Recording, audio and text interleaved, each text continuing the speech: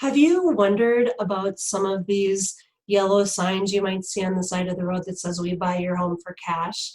Or maybe you filled out a form on the internet that said, well, we'll give you an offer for your home, just send us information. Let's talk about these instant offers and guaranteed offers and see if they're cracked up to be.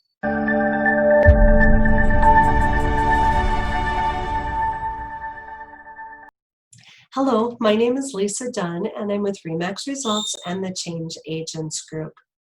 You've likely heard about these instant offers or guaranteed offers, and what I want you to know is if it seems too good to be true, it probably is.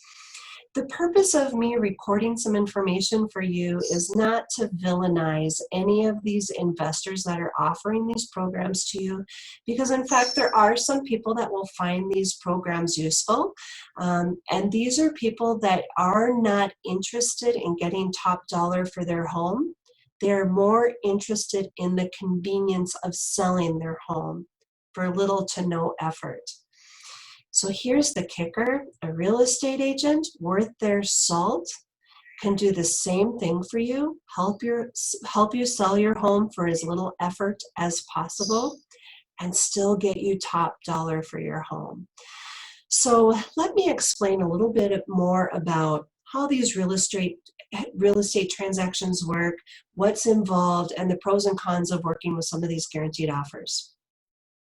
You know I'm a real estate agent, and you know I'm going to have a bias. I happen to think that selling your home on the open market with a real estate agent is going to get you more money. If I didn't believe that, I wouldn't do what I do. So as a real estate agent, I know that there are 4 variables that need to be in place for a homeowner to feel like they've really gotten a good deal on the sale of their home.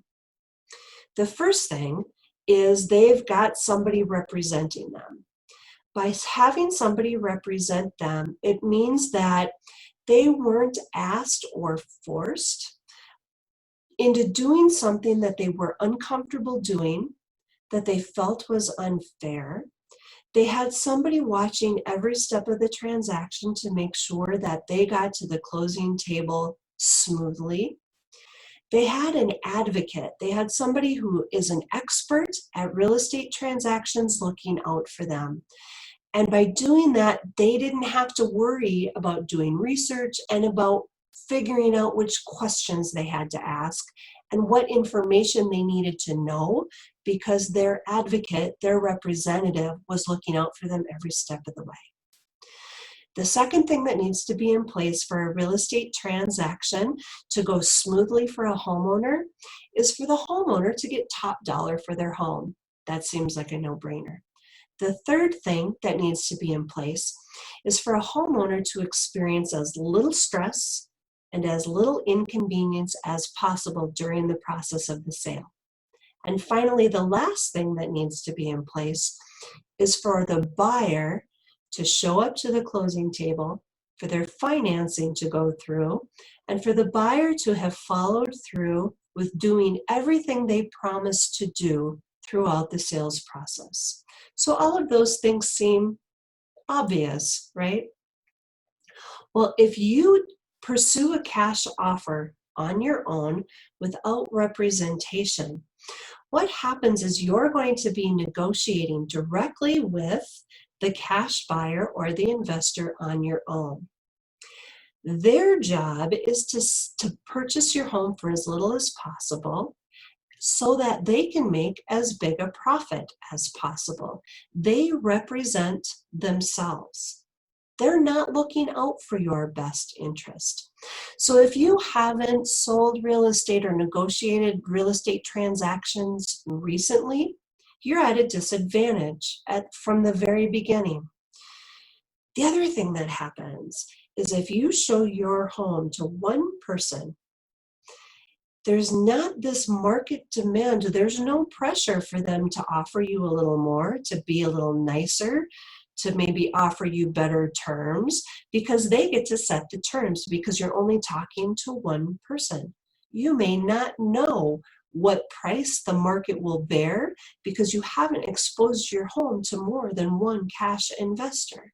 So that brings me to that second variable, selling your home for as much as the market will bear. That won't happen in this case. In the third case, I said sell for as little stress and as little inconvenience as possible. That's not necessarily the case because you will be responsible for making sure that documents are filed with the county, that everything gets done the way it should be, because again, there isn't anybody looking out for your best interest but yourself. So you will need to do some homework to make sure that things get done correctly.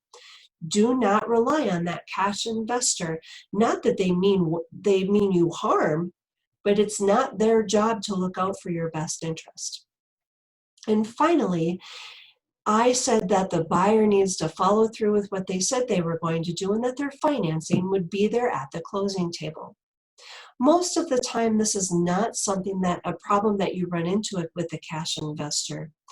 But you may be a ways through this process. You might be through the inspection period when the buyer starts to try to negotiate the terms of your deal all over again during the inspection period, asking you to change the furnace, the air conditioner, maybe put on a new roof, replace some sidewalk or concrete.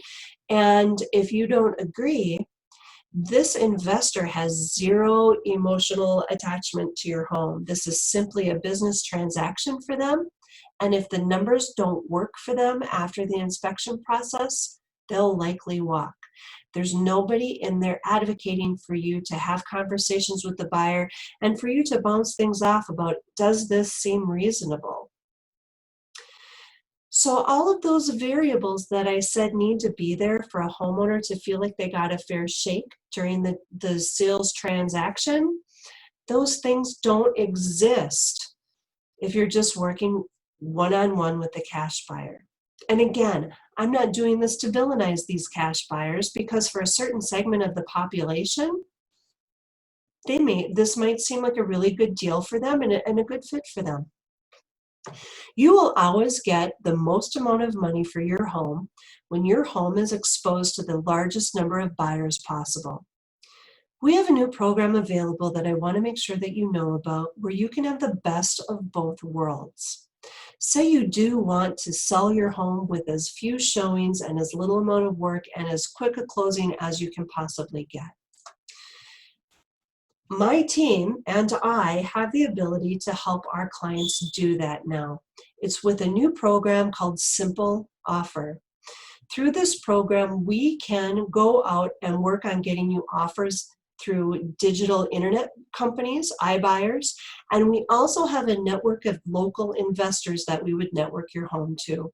We would get as many cash buyers to the table as possible so that we can work on getting you more than one offer. We want them to be competing against each other.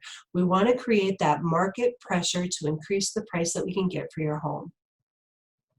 We also want to increase the market pressure for them to give you as favorable a terms as possible, meaning for you to do as little to the home as possible and for you to pay for as little or as few of those repairs as possible. So we have the ability to do that now with this new program called Simple Offer. It means that we can offer you the ability to sell quickly if that's what you want. Or we can also do what we've always done, expose your home on the market to as many people and get you as high a price as possible. We just now have one more way to help you sell your home and keep you in control. You have heard me say this before, that I'm a firm believer that no matter what's happening in the real estate market, you deserve to be able to move on your own terms. So let's make that happen for you. As always, you have an open invitation to call me with any questions you have. I look forward to talking with you. And in the meantime, make sure you like and subscribe to our videos. We do release videos weekly, and we'd love for you to be in the know with all of the consumer tips that we're releasing. Make it a great day.